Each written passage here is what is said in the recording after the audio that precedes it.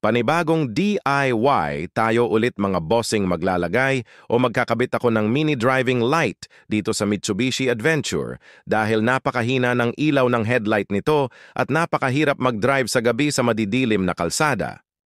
At ito ang gagamitin ko na mini driving light, ang brand ay TDD.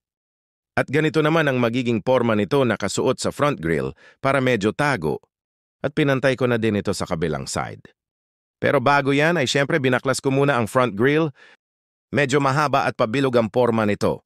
Sunod naman na ginawan ko ito ng bracket para sumakto sa front grille sabay layout, ganito na ang forma niya pagkatapos ko ma-fix. Sunod naman ay gumawa ako ng harness na merong dalawang relay para sa low at high ng ating mini driving light. Hindi ko na nga din nakuhanan ng video ang paggawa ko ng harness para sa relay na ating gagamitin. At ito na para masubukan ko kung tama ang wiring ko, kaya sinubukan ko muna.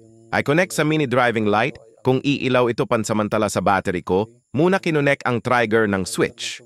Dahil first time ko gawin ito, kaya bago ko ilatag ng maayos ang wiring ay minabuti ko na ito nga testing muna.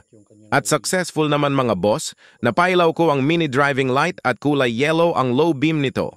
Kulay puti naman ang high beam at ganito lang kaliit ang ginamit ko na switch para cute. Ha ha ha ha!